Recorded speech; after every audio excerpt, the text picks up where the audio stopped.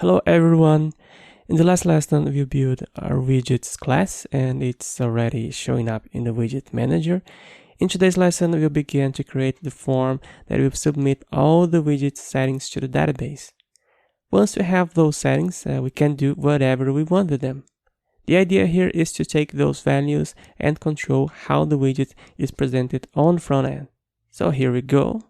If we look at the code of the recent post widgets class, one of the native WordPress widgets, we'll see a sort of pattern for constructing this form.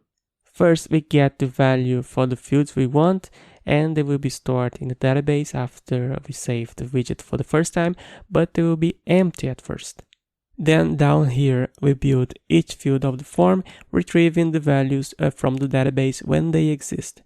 We're gonna use a structure like this one here to create our form. So let's go. First, we have to define the fields that we'll need in this form. For our widget, there will be 5 different controls, which are the following. A title for the widget.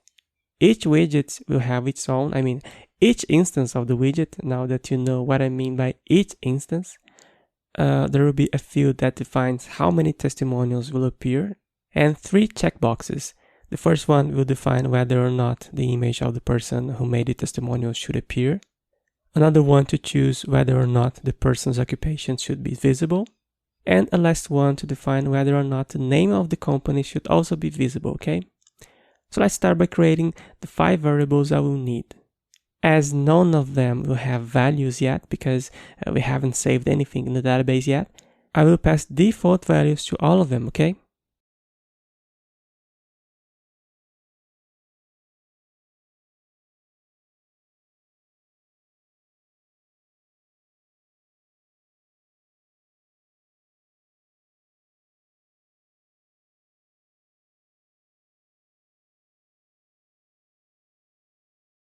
The title variable is a simple string. Number is an integer. Image, occupation, and company are Boolean and are assigned true or false. True means the checkbox is checked and false unchecked. Now let's stop PHP here and go back to it over here. And in here, we're going to create the form fields. It's not necessary to create a form, okay? In this API, we also don't need to worry about nonces because everything is already done for us for free by the API. But of course, we still have to sanitize, validate, and escape each of the fields we're going to use. We cannot escape this, okay? No pun intended. The first field will be for the widget title. Usually we put everything inside a paragraph tag. And by the way, I'm following the native widgets example, okay? Then we'll create a label. And right below it, an input. For the for attribute of this label, I will open PHP here and echo this out. This get field ID. Here, this is a reference to the WP widget class, right? This function getFieldID is for generating a unique identifier for this form field. The only parameter it accepts is the field name. To make things easier, I'll always pass the same name as the variable, in this case, title. This will make the ID of this field in the form look something like the following. That is the word widget hyphen, the widget ID, the widget instance number, and then the value I pass to the function. The instance number, of course, will vary depending on how many widgets I drag into the widget areas of the theme. This tells WordPress that this title here refers to a specific instance of my widget, and later I will show it to you, alright? Continuing here. Here I will pass the text of the label that the user will see on the screen. I will pass it as a translatable and escaped string, like this.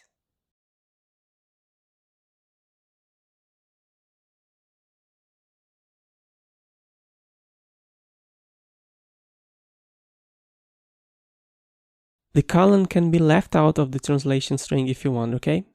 I usually put spaces and punctuations outside the string whenever possible, alright?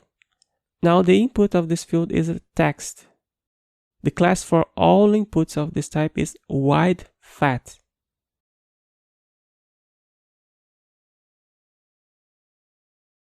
The ID should have the same information as the for.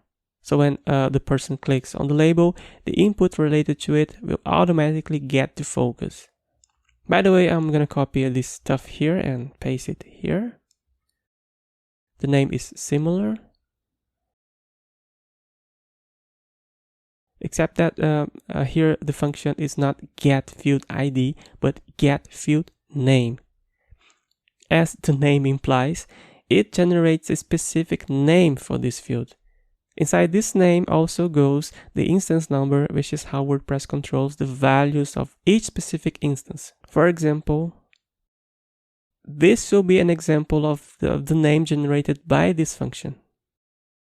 Later, you see how WordPress stores this information in the database. Don't worry, okay? And finally, for the value, we pass it like this.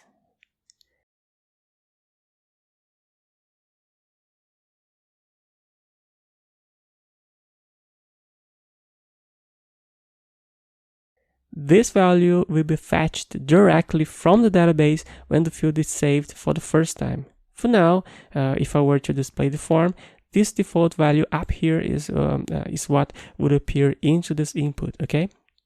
Okay, let's copy this. And let's do the second field. Let's change it here to number. The label text will look like this.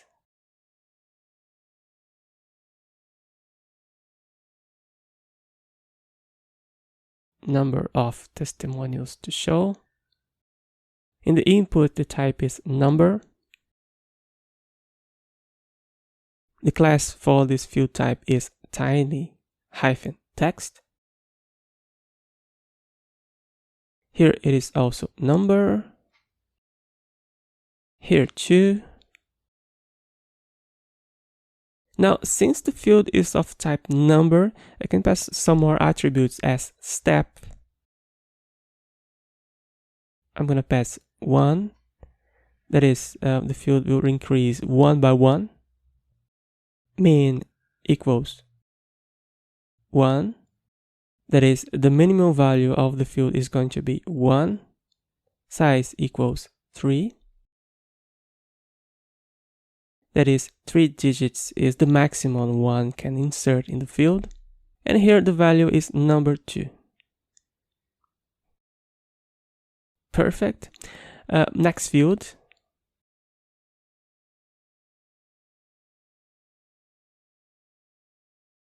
Here I reverse the order. First I have the input and then the label.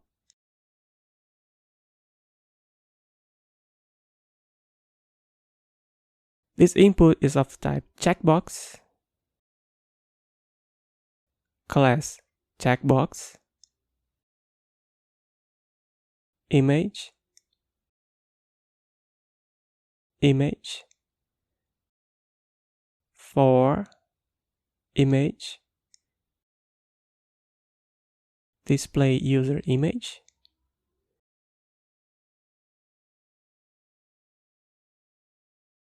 Let's copy this thing here to create the last 2 fields. The next one is occupation.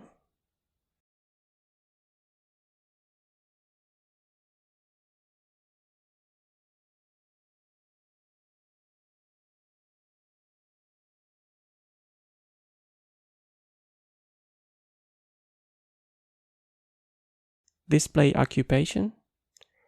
And the last one is company.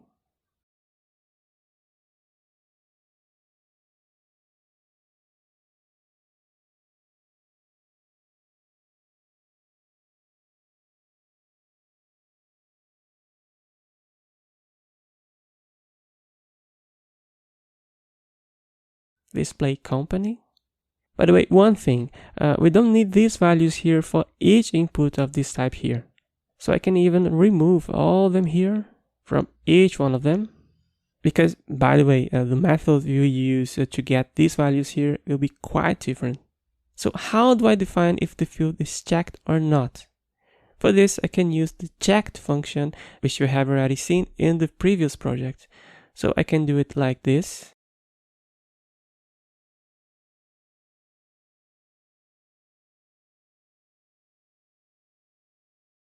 And I do the same thing for the other fields.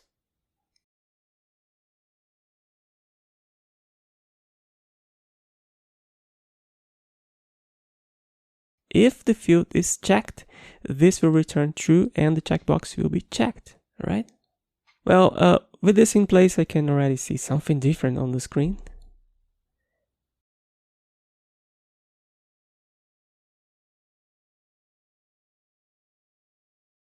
And here in my widgets, I already see the fields and the values that I set for them by default. Of course, the correct approach here is to get these values from the database, but we don't have anything stored to display yet.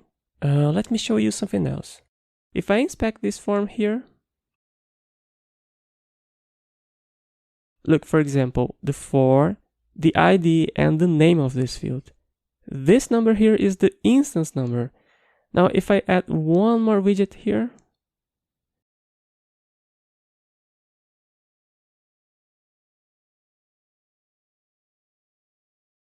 notice that I have another number here. This is how WordPress will keep track of what data belongs to each of the widgets instances I have here. Well, that's it for now. In the next lesson, we'll see how to save the data in the table. Don't miss it. See you there.